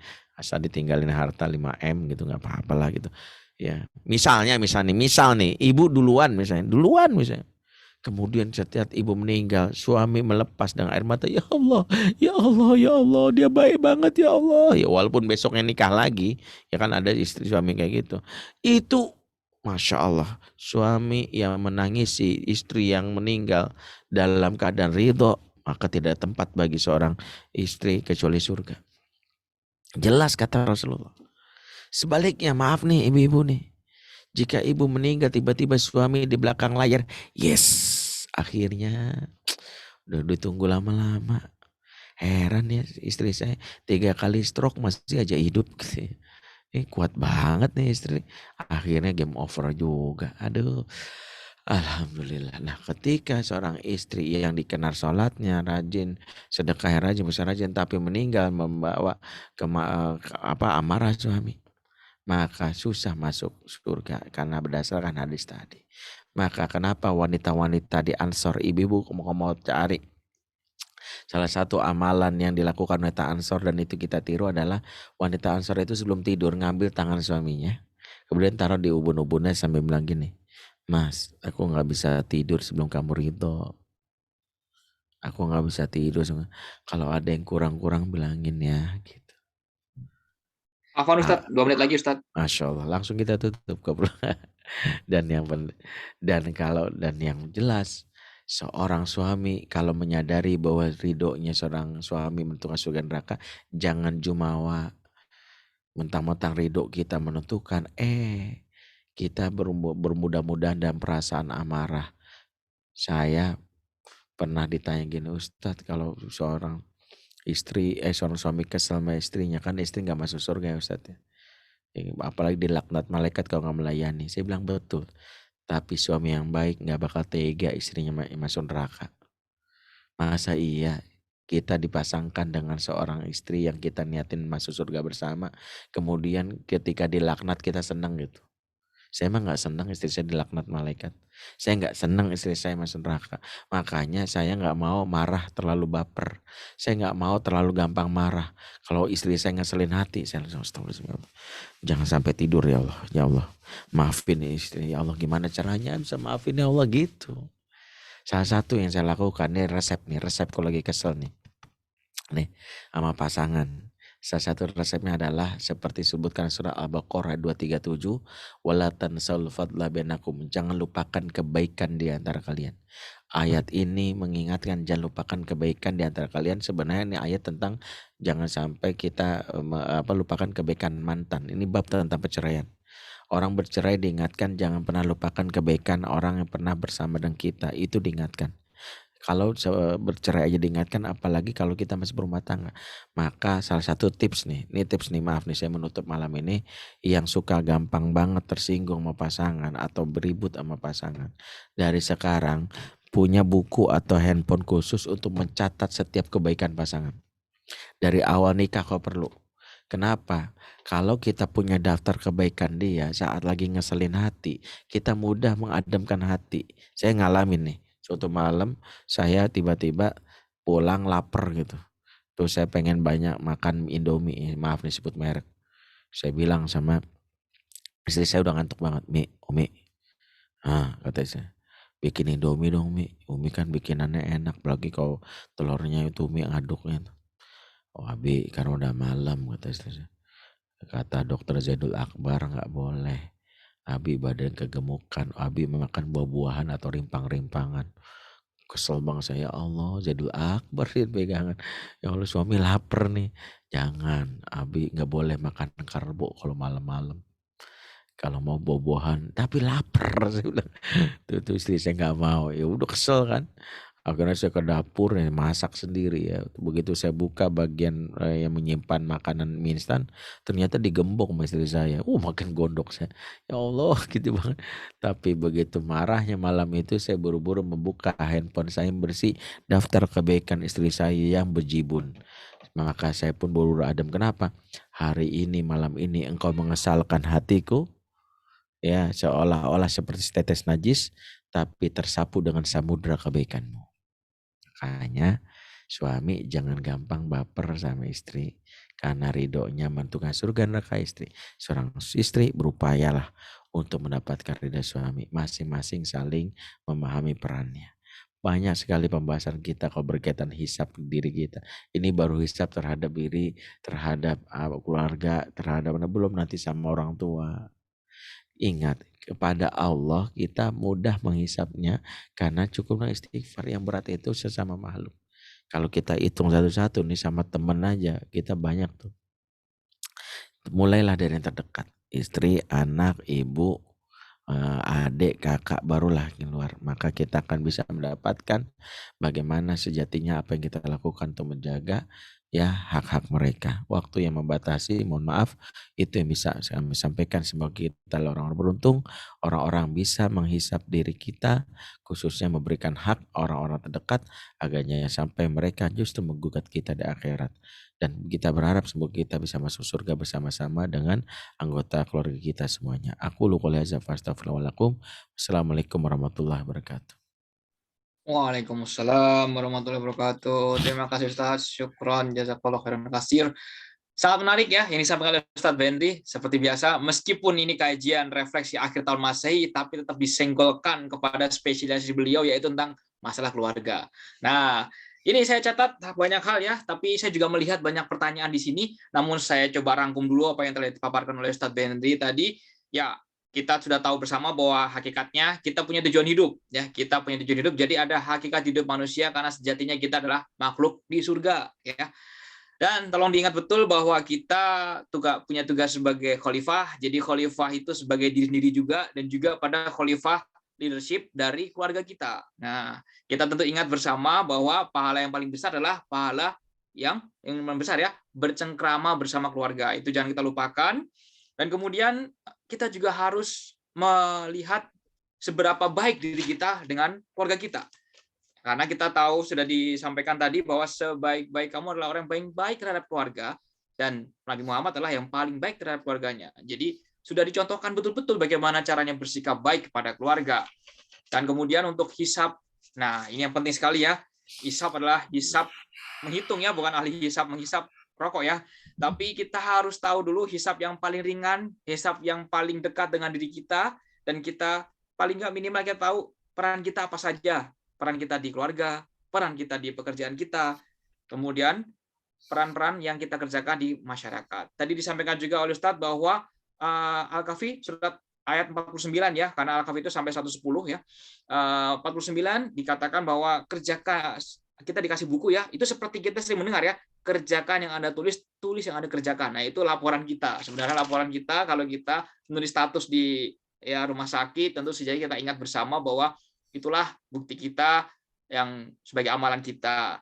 Ya, hisaplah dari yang sederhana, dan ingat selalu kita harus membuat namanya SKCI ya nanti ya. Mungkin ini kalau ada dari SDM nih, SKCI perlu digalakan ini sebagai jilid 2 kita nantinya. Dan satu lagi, kita jangan pernah melupakan kebaikan pada orang lain. Ya, menyinggung masalah tadi dibuatkan mie instan. Emang betul Ustaz, mie instan kalau dibuatin orang itu rasanya enak. Lebih enak daripada masak sendiri. Ditambah lagi kadang-kala kalau istri kita yang masakin itu lebih enak lagi, Ustaz. Nah, itu istri saya dan saya sering tukar-tukaran masakin mie instan ya. Baik, ini saya lihat sudah banyak pertanyaan ya. Banyak pertanyaan, tentu saja banyak nasihat juga berseliweran di sini, tapi saya coba rangkum ya pertanyaan-pertanyaan di sini. Ini ada yang menarik Ustaz dari Saudari Adinda. Ini bertanya, "Assalamualaikum Ustaz, apa yang harus dilakukan oleh seorang ayah yang sudah dibenci oleh anaknya?" Ini saya menyambung langsung ya. Menyambung langsung, ada pertanyaan dari Ibu Lisa juga. Bagaimana dengan anak yang membenci orang tua karena marah, tidak menuruti keinginan yang tidak baik, apa yang harus dilakukan orang tua? Nah, itu jadi pertanyaannya, saya sambung ya. Jadi yang sudah terlandung kadung benci bagaimana, dan bagaimana jika dia benci karena sesuatu hal itu tidak baik untuk anak itu. Tentu kita sayang pada anak kita ya. Tapi kira-kira begitu. Silakan Ustadz Benri dijawab pertanyaan dari jamaah. Pertama, apa yang membuat anak benci tentu harus dikasih tahu ya, atau kita cari tahu maksudnya. Kalau kebenciannya seperti pertanyaan kedua, karena keinginan tidak penuhi, maka kebencian sebagaimana Nabi Muhammad SAW dibenci oleh orang-orang kafir karena tidak mengikuti ajaran mereka, maka bukanlah kebencian yang akan membuat kita sengsara di akhirat. Yang paling menyesakan kalau kebencian itu disebabkan karena sikap dan akhlak kita yang membuat anak terluka. Contohnya adalah anak yang diabaikan, anak yang tidak dipedulikan, bahkan anak yang pernah mengalami trauma, anak yang pernah mengalami luka pengasuhan. Maka yang dievaluasi itu. Kalau misalnya baru menyadari, iya Ustadz, ternyata anaknya itu benci karena misalnya dalam hal ini saya pernah misalnya memukulnya, pernah mengabaikannya. Maka yang kita lakukan kalau kebencian ini adalah luka pengasuhan, basuh luka pengasuhannya dengan sesegera mungkin. Apa yang bisa kita lakukan untuk membasuh luka? Yang pertama adalah memohon ampun dulu sama Allah, karena kehilafan kita diantaranya menyakiti anak tanpa sadar. Tidak ada satupun ortu yang berniat menyakiti anak, tapi mungkin kehilafan itu yang kita lakukan. Maka kita mohon ampunnya kepada pemilik anak. Siapa yang memiliki anak adalah Allah.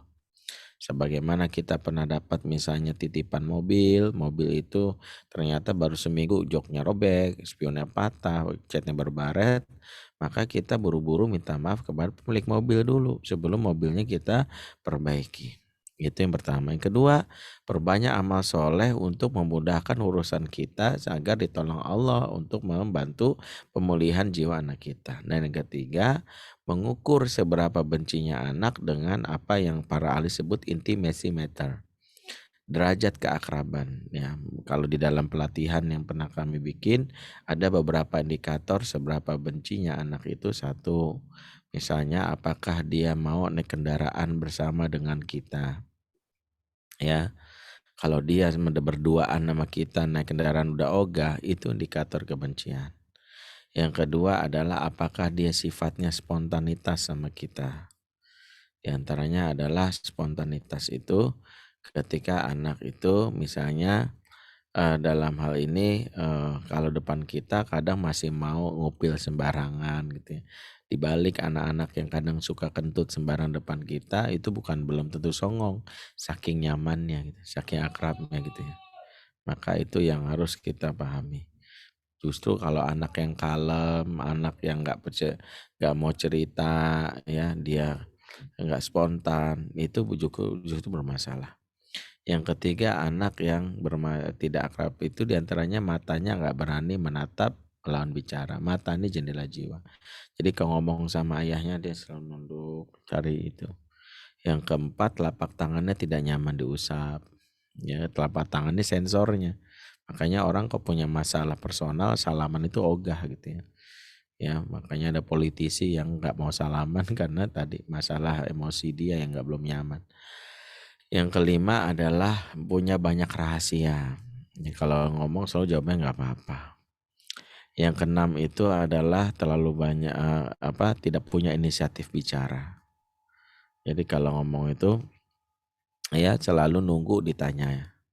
Yang ketujuh, maaf kata adalah suka banyak berdusta.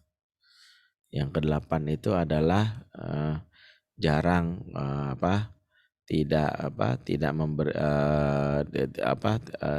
tidak mau berdekatan secara fisik. Ya tadi benar kendaraan bahkan nggak mau pulang kalau di rumah ya. Banyak ya, saya lupa. Tapi kalau itu kita rasakan, wah ini benci banget, maka dengan kebencian dalam itu, maka kita harus meluangkan waktu yang khusus. Jangan nyambi, karena sebagaimana utang yang besar nggak bisa dibayar dengan nyambi. Kalau anak udah benci banget, berarti utang kita gede banget sama dia. Yang kedua, bikin program yang konsisten untuk memberikan cinta, karena yang membasuh luka itu adalah cinta. Cinta yang sering dan konsisten insya Allah pelan-pelan menghapus luka. Sebagaimana kita tahu, pengobatan orang yang luka itu kadang harus rawat inap dalam waktu yang panjang, tergantung besarnya dari penyakit. Kanker misalnya atau butuh planning. Makanya kalau kita anggap kebencian di stadium 4, maka bikin planning seolah-olah ini kita lagi rawat inapnya sampai berapa lama. Seperti itulah kurang lebih. Jadi nggak ada tuh, udah jelas-jelas dibenci, bapaknya masih sibuk aja, pulang sekenanya aja. Ini orang yang sakit kanker tapi masih aktif kerja, berobat jalan. Kayak susah deh ya sembuhnya ya. Kurang lebih seperti itu ya. Allah alam bissawab. Terus yang kedua tadi, maaf itu yang dibenci. Terus kedua, apa tadi? Bagaimana jika seorang yang dikasih tahu tidak baik, tapi anak itu membenci kita karena kita mengatakan itu tidak baik untuk dia gitu, Ustaz. Ya, pertama gini, anak yang tiba-tiba benci karena nggak tahu baik itu pasti bukan karena sekedar faktor itu ya. Menurut saya kalau anak itu tiba-tiba mengatakan benci dan itu berurusan, pasti ada faktor X yang muncul gitu ya. Karena sejatinya begini, anak itu punya tabungan namanya bank emosi ya, account emotional bank, di mana account bank emosi anak itu dia membutuhkan saldo cinta yang banyak dari orang tuanya. Nah, kita adalah nasabah yang utama, nasabah prioritas. Ya, ini saya pakai permisalan. Kalau kita dari kecil terbiasa memberikan yang namanya ya saldo cinta kepada anak kita, tiba-tiba kita marah, bahkan kita nggak memberikan keinginannya, itu seolah-olah kita melaksanakan auto debit ya. Maka saldonya itu mungkin berkurang tapi nggak sampai habis. Jadi kalau anak sampai habis cintanya, sampai benci, pertanyaannya adalah jangan-jangan kita nggak pernah nabung cinta. Sehingga begitu kita nolak, dia akan bilang emang papa jahat dari dulu, nggak pernah mikirin aku. Nah itu masalahnya. Jadi kalau ada yang sampai bilang karena tidak dibikinan sampai benci, itu pertanyaan besar, itu big question. Kok bisa? Saya misalnya, maaf kata, misalnya saya pernah bentak anak saya sebagaimana Nabi itu pernah bentak salah satu sahabat namanya Usama bin Zaid karena dia melakukan hal yang maaf ya, dia itu membunuh orang ucap syahadat. Orang ucap syahadat dibunuh dan dia ditanya kenapa kamu bunuh? Saya tahu dia munafik, sengaja ucap syahadat biar nggak dibunuh, maka saya bunuh aja. Rasulullah marah, emang kamu bisa belah hatinya untuk membuktikan ke saya kalau dia munafik? Kamu belah hatinya berulang-ulang. Sampai sahabat ini bingung ya, tapi dia nggak ngeyel, nggak benci, bahkan dia tetap cinta. Tahu kenapa? Karena dia teringat di masa umur 5 tahun Rasulullah pernah memangkunya di paha kanan dan Hasan bin Ali di paha kiri. Kemudian katanya Rasulullah memeluk saya dan Hasan bin Ali di ayun-ayun sambil berucap, Allahumma arhamhuma fa inni arhamuhuma. Ya Allah, sayangilah kedua anak ini. Sesungguhnya aku sangat sayang dan kedua anak ini. Jadi memori di masa kecil karena dicintai membasuh apa yang sejatinya amarah yang dia alami masa kecil. Evaluasi saja ya. Wallahu a'lam. Amin. Terima kasih Ustadz. Ya, menarik sekali ya. Jadi kalau kita benar-benar berapa banyak nasihat Ustadz ini yang sudah keluar di meja praktek saya Ustadz. Banyak sekali saya sampaikan kepada orang tua juga ketika orang tua mencurhatkan masalah anaknya. Kemudian beberapa hal kita senggolkan sedikit kepada kajian-kajian Ustadz tentang parenting dan itu memang benar-benar masuk untuk sesuai nasihat pada pasien-pasien kita. Tentunya teman-teman semua, baik perawat maupun dokter, maupun tenaga kesehatan yang lain, ataupun tenaga rumah sakit yang lain, karyawan rumah yang lain, kita adalah rumah sakit ibu anak, kita banyak anak-anak di sana, maka kita bisa betul-betul menerapkan parenting itu di mana saja, di semua lini, tidak hanya di praktek dokternya saja. Baik, tadi tentang anak, sekarang kita beralih ini dari pertanyaan dari 3 ibu ini Ustadz ya, Ibu Dini, Ibu Khazia, sama Ibu Novi. Ketiga-tiganya menyampaikan tentang suami yang tidak baik ya. Apakah masih harus ditaati suami tersebut? Yang pertama ibu mengeluh suaminya sudah diajak sholat tapi tidak mau. Kemudian 2 ibu mengeluh suaminya diajak sholat tapi tidak mau dan tidak rutin. Kemudian 1 ibu mengeluhkan suaminya masih melakukan riba. Dikasih tahu masih lagi melaksanakan riba, meminjam uang di bank. Nah, bagaimana ini Ustadz kalau misalnya menghadapi suami yang seperti ini? Oh, ini ada satu lagi nih. Ada seorang ibu juga yang menyampaikan pertanyaan tentang suaminya, sering bertengkar setelah 15 tahun menikah, punya 3 putra, perbedaan orientasi, apakah yang dulunya sering durhaka pada suami dan tidak ridho dengan apa yang dilakukan suami, dan sebaliknya ya, apakah ketidakridhoan tersebut diampuni dosa-dosanya oleh Allah Subhanahu wa taala. Jadi tentang suami ini sekarang Ustaz. Silakan Ustaz. Iya, yang pertama adalah ketika suami berbuat dosa seperti dia nggak sholat sebagainya, maka kita harus memandangnya adalah dengan kacamata dia adalah teman kita. Sebagaimana istilah Quran yang sebutkan suami istri dalam surat Abasa 38-39. Wa sahibatihi wa bani. Jadi suami istri itu sohibah. Sohibah itu artinya teman. Yang namanya teman jangan meninggalkan. Teman itu punya fungsi utama berupaya mengajak pasangan bersama-sama ke surga itu. Nah, pertanyaannya adalah kenapa dia nggak mau diajak? Karena cara ngajak kita yang salah. Ibu pernah belajar nggak dari sales girl yang menawarkan rokok? Rokok buruk kan? Tapi ada nggak dia nawarin rokok gini, rokok susah banget sih bilang, rokok bagus lagi. Tahu nggak kenapa anak-anak muda itu banyak yang mau ngerokok? Karena dia itu terikat hatinya karena diberikan sesuatu yang menyentuh hati. Itulah kenapa para ulama mengatakan at-ta'lif qabla ta'rif, ikat hatinya dulu sebelum ngasih tahu. Kalau bahasa para ahli parenting, connection before correction. Kita ini senang mengkoreksi tapi lupa mengkoneksi. Ibu itu, istri itu senangnya mengkoreksi. Mas, nggak pernah ikut kajian parenting sih, makanya belajar sama Ustadz Benri. Belajar tuh sama Ustadz Khalid Basalama, udah tahu tuh haram. Kamu tuh makanya kalau di rumah tuh jangan main handphone mulu. Suami mana yang betah dengan omongan gitu? Yang benar itu justru kalau kita sudah sering ikut kajian, sementara suami kita karena sibuknya nggak ikut kajian, ajak dia mau ikut kajian. Caranya jadi duta pengajian dengan cara jadi ambasador menyenangkan. Kira-kira kalau orang habis ngaji, tapi setelah ngaji ternyata makin songong sama suami, maaf kata, suami seneng nggak sama pengajiannya?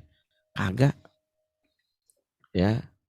Ya begitu ibu di rumah misalnya suami sadari, kamu tuh makanya tadi kata Ustadz tuh salah, itu haram. Udah suami, lu ngaji sama siapa sih? Sama Ustadz Benri, gue cari akun IG-nya, gue blok tuh Ustadz, gue laporin dia kan. Keselnya jadi sama Ustadznya. Coba kalau misalnya ibu setelah makin ngaji, makin taat, justru inilah strategi yang dibenarkan dalam Islam. Ketika suami berbuat maksiat kita taat, itu cara dia untuk mau tertarik. Selama ketaatan kita bukan dalam rangka maksiat. Taat diajak mabuk ya ogah, tapi disuruh untuk hal yang gak ada maksiatnya, sayang siap. Ya ada apa Kanda? Padahal dia gak pernah sholat, kita masih mau melayanin. Terkenanya, kamu kok makin berubah ya? Lebih baik apa lebih buruk? Ya lebih baik lah. Ya lebih baik lah. Oh, Eh, efek pengajian mas, ya. Oh, bener ya, ngaji mas siapa? Ngaji di Rohis RSAB Harapan Kita, banyak ustadz-ustadznya mas. Kemarin juga saya ikut kajian sama Ustadz Benri, dikasih tahu gini, yang mana sih ustadznya, ada YouTube-nya nggak? Mau dia. Jadi ini masalah strategi. Jadi kalau ibu bilang ngapain gua taat diajak maksiat, yang dimaksud adalah ketaatan diajak berbuat maksiat, tapi mengajak dia agar keluar dari maksiatan, mau nggak mau caranya dengan taat atas perintahnya, seperti diajak berhubungan intim, ayo berhias, melakukan dibikin unsur masakan, ayo, cara apa? Menyentuh hatinya. Sekali lagi, itulah yang dimaksud connection before correction. Jalin koneksi dulu sebelum mengkoreksi. Kalau orang udah senang koneksi jadi gampang disuruh-suruh. Ibu tahu nggak kemarin ketika BTS mengeluarkan produk BTS Meals, pertanyaannya itu yang ngantri-ngantri di McD sampai berjejer, sampai bikin macet Jakarta emang ijo-ijo dari GoFood. Pertanyaannya adalah, emang itu fans-fans itu pernah duduk bareng sama BTS, atau tiba-tiba masuk grup WA, belilah produk kami, kok enggak Anda keluar? Enggak ada. Kenapa mereka beli? Karena cinta. Suami ibu gampang disuruh sholat. Kalau apa? Kalau udah cinta sama ibu. Makanya awal-awalnya dibikin cinta dulu, lama-lama dia mau. Wallahu a'lam bishawab. Alhamdulillah, ya betul-betul ya, kita memang connection before correction, itu saya catat betul Ustadz ya. Nanti teman-teman dari SDM yang ada mungkin bisa jadi asupan juga ini ya, jadi biar nggak dimusuhin nih teman-teman di SDM rumah sakit. Baik, saya lanjut aja lagi. Ini ada pertanyaan Ustadz dari Ibu Sari yang tentang tadi jelaskan untuk tidak berbohong pada anak, meskipun untuk kebaikan anak. Jadi untuk edukasi ke anak bagaimana nih supaya mendengar kita, bagaimana sebaiknya? Karena kalau sudah melakukan hal itu, cara menghilangkan agar tidak masuk kisah nanti bagaimana? Ya soalnya sering susah kalau anak itu kalau nakal, orang tua selalu, nakal, suntik dokter nanti loh. Nah gitu. Jadi saya juga difitnah nih, saya nggak nyuntik semua anak nakal sebenarnya gitu. Nah itu juga lagi nih, sekarang lagi musim batuk pilek nih. Orang, iya dok, batuk pilek dok. Ini habis makan rambutan kemarin, habis makan es, habis makan gorengan. Itu 3 tukang udah difitnah. Batuk gara-gara makan rambutan, makan gorengan, makan es. Kira-kira seperti itu, Ustadz. Bagaimana, Ustadz?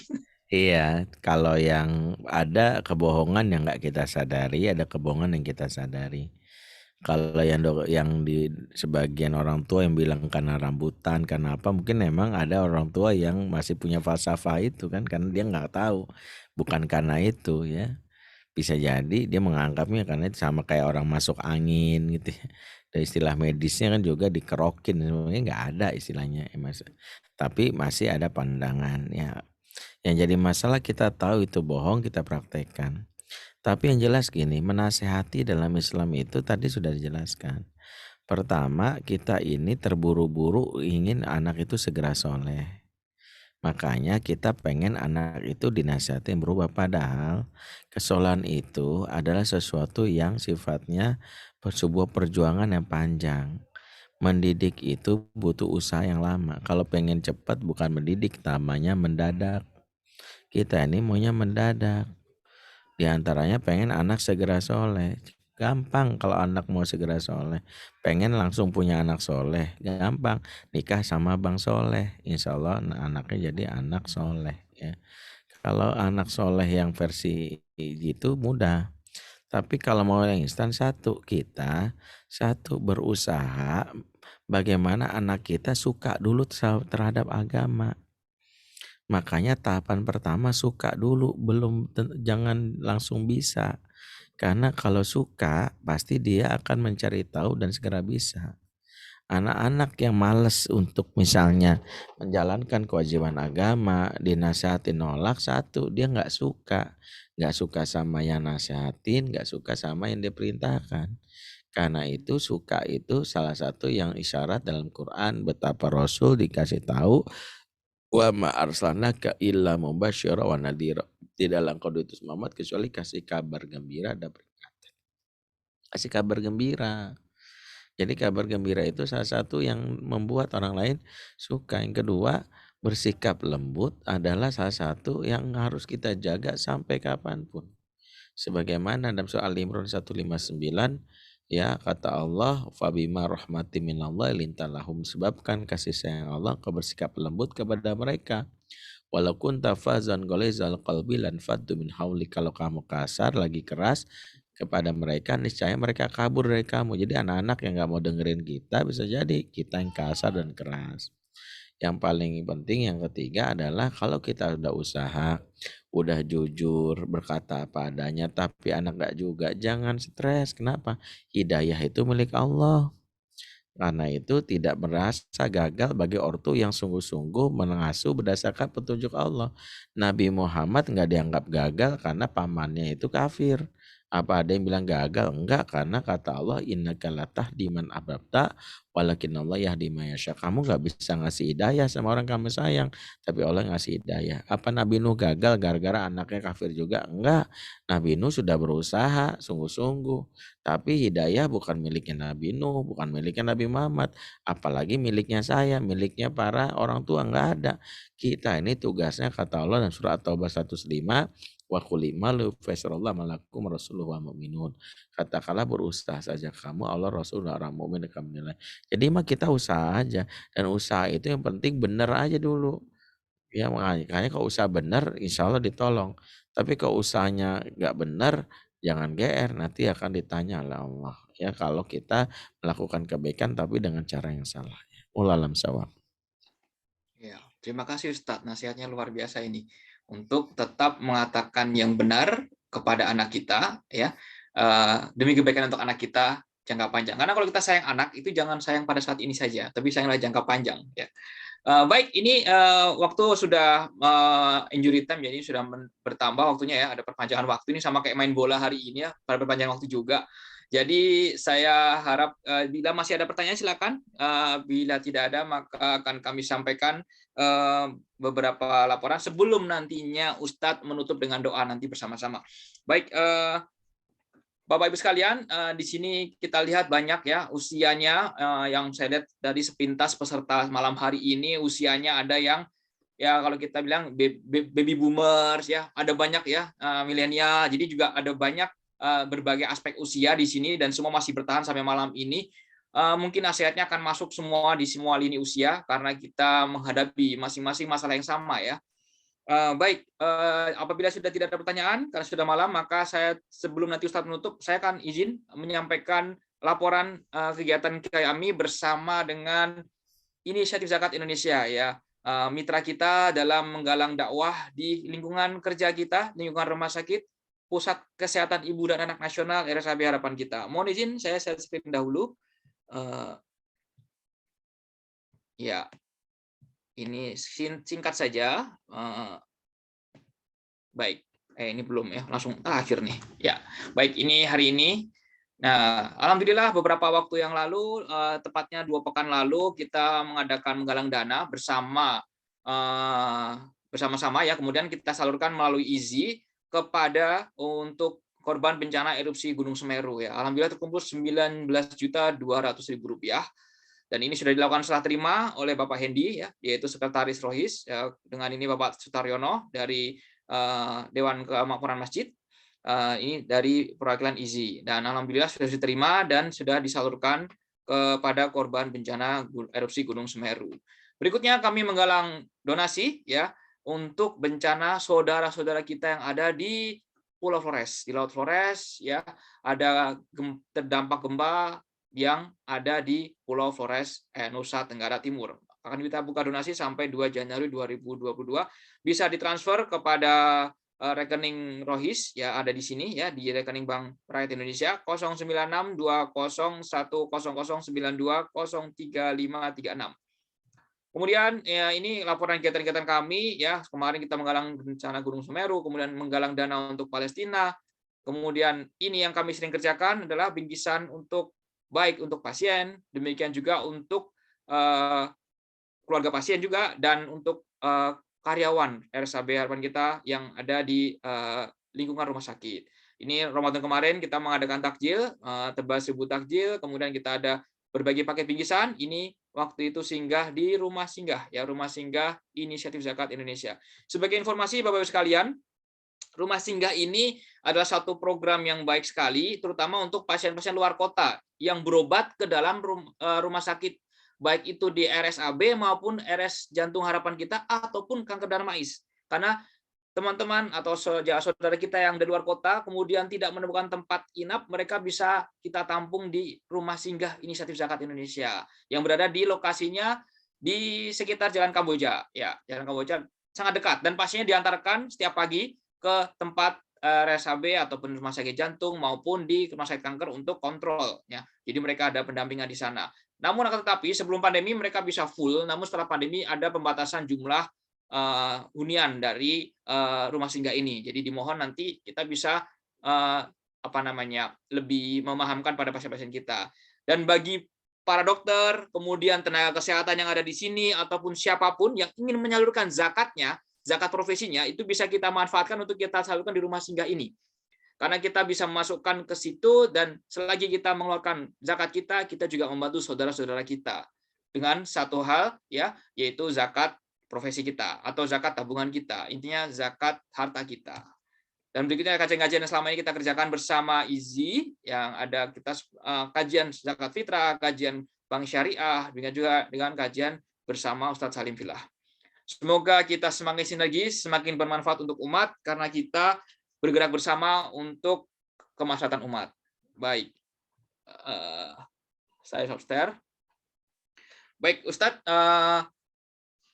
Nanti ini saya lihat beberapa pertanyaan juga di chat mengatakan apakah nanti di-share tentang ininya juga, tentang YouTube-nya atau rekamannya. Insya Allah kami akan share, ya. Kami akan sebar. Bapak Ibu sekalian bisa melihat di channel YouTube kami, yaitu Humas Rohis RSAB Harapan Kita. Humas Rohis RSAB HK, ya. Di situ Bapak Ibu sekalian bisa melihat, ya, misalnya nih sambil nyetir mendengarkan kajian-kajian yang telah lalu atau pengen dengerin lagi kajian ini, sambil naik motor, sambil naik kereta, sambil naik MRT, mungkin bisa mendengarkan. Karena ini benar-benar satu aspek kita bisa killing time sambil nambah pahala, nambah ilmu juga. Baik, kira-kira demikian laporan dari kami. Selanjutnya kita akan tutup kajian bersama malam hari ini bersama dengan doa dan dibimbing oleh Ustadz Bentri Jasur Rahman. Waktu dan tempat kami persilakan Ustadz Bentri untuk membimbing doa bersama kami.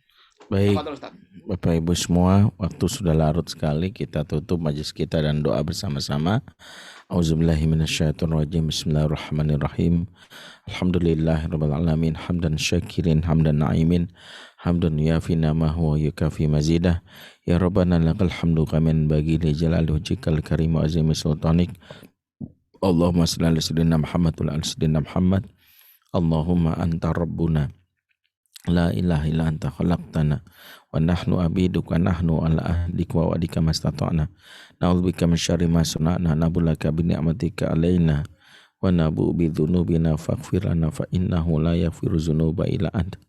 Ya Allah, ya Rahman, ya Rahim, ya Malik, ya Kudus, ya Salam. Engkau Maha tahu, ya Rabb, betapa malam ini kami berupaya ingin perbaiki diri kami.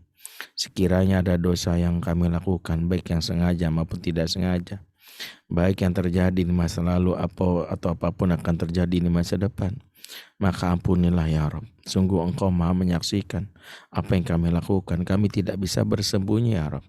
Hati kami tidak bisa menipu apa yang sejatinya pengawasan-Mu ya Rabb.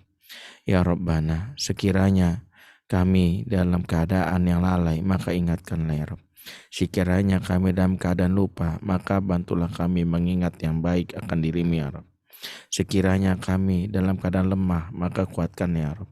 Sekiranya kami dalam keadaan malas, maka bikin kami punya motivasi karena Engkau ya Rabb.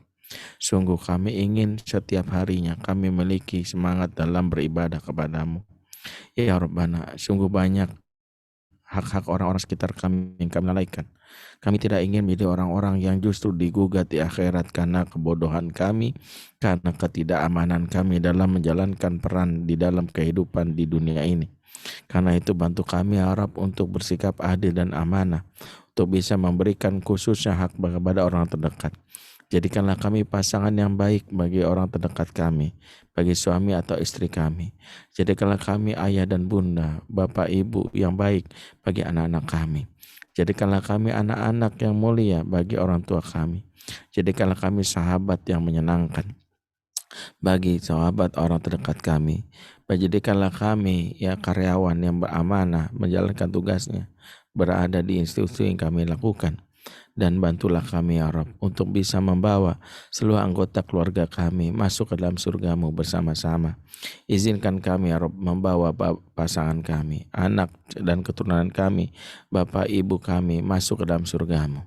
Izinkan kami ya Rabbana untuk bisa dalam hal ini berjumpa di akhirat dengan kekasih-Mu Rasulullah SAW. Ya Rabbana, sungguh kami berharap agar kami memiliki umur yang panjang dalam ketaatan kepada-Mu, dan sekiranya kami wafat, maka wafatkan kami dalam keadaan husnul khotimah. Mampukanlah lisan ini ya Rabb di akhir hayat kami mengucapkan kalimat tauhid, la ilaha illallah, kalimat yang akan membawa kebahagiaan bagi kami di dunia dan akhirat. Jangan Kau wafatkan kami ya Rabbana dalam keadaan kami berbuat dosa dan maksiat. Jangan Kau wafatkan kami di saat kami memiliki iman yang lemah.